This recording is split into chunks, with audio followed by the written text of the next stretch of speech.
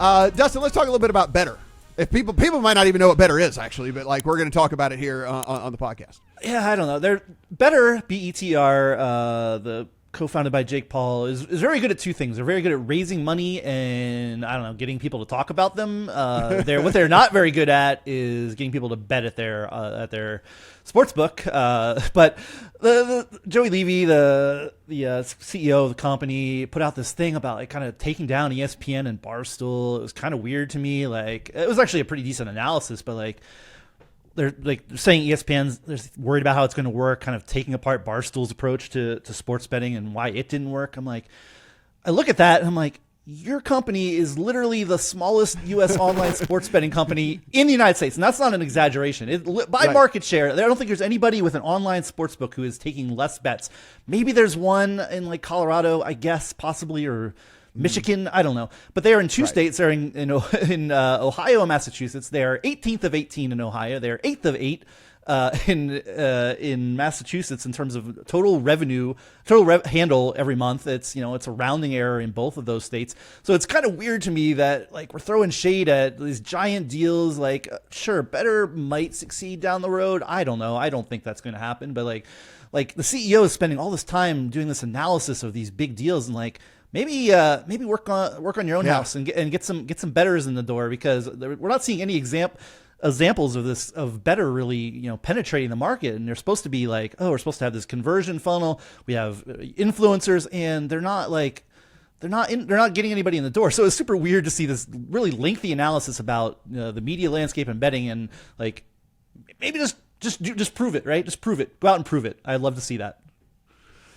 Adam, I do want to bring this up before we get out of here, and this is not necessarily business related, but it is certainly gambling industry related. Billy Walters' book did hit the stands this week. Billy Walters, if you're not familiar, one of the biggest gamblers of all time, ended up going to prison for insider trading and all of that. And he's basically written a tell-all, I guess, at this point, about everything that went on in his life, and then also, the people that he worked with, including the big name of Phil Mickelson that he worked with, where he claims in this book that other than himself, that Phil Mickelson is the second biggest bettor of all time in the entire history of sports betting, that Phil Mickelson is the second biggest bettor of all time. Okay. And by volume of bets and size of bets, but with what Billy Walters is saying, we get it. If Phil Mickelson was putting $110,000 a pop on minus 110 sides, then it's going to add up pretty quickly. We don't know if it's true. Yes. I've learned from many years of being a reporter in Las Vegas that when Billy Walters speaks, you probably should be verifying it once and verifying it twice, because it's not always exactly the way that it might be in reality when you hear it. And I'll take the word of a convicted felon with 2 or 3 grains of salt. However, if you want some entertainment and you want to just look at it from the perspective of, hey, even if half these stories are true, it's probably some pretty cool stories, then I think you probably could have a good time reading Billy Walters' book. Yeah, I would tell you, Dustin, that I'm going to read it, and that would be a lie because I don't have time to read. So I have gotten the audio version of the book, and I will listen to the audio version. And by the time, let's give me 2 weeks.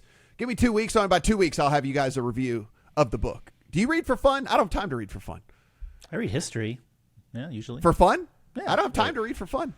I can't do it. Dude, I find myself every time I sit down and I'm done reading stories for Legal Sports Report and I start to think about watching television, I'm like, yeah, but the NFL kicks off in 2 weeks. Right. And then I go pick up either the Warren Sharp guide or a podcast or something like that, where it's like, I'm going to get my pants shown to be down if I don't do more research. Yes. I will give you, this will pull back the curtain, as we always do here on the podcast. I'll pull back. I bought 3 physical books in the last 2 years of my life, and all 3 of the books I have started to read and then have gone on to buy the audio version of the same book and then listen to the audio version. So I've double bought the books. Like I've literally every intention to actually read the physical book, and then I'm like, it's way easier to just listen to this, and then I just end up getting the audio version.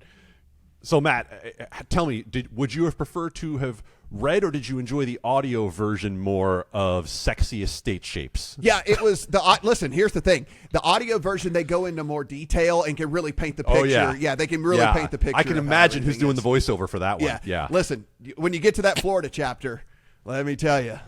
Careful. Light a couple careful. candles. Light a couple candles is all I'm saying. Pour a glass of wine.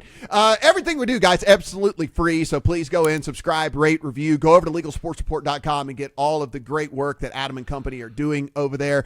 If this is on the video side, hello, nice to meet you. And please hit that subscribe button as well. A thumbs up certainly helps people find this video as well. For Adam, for Dustin, I'm Matt. Talk to you guys next week.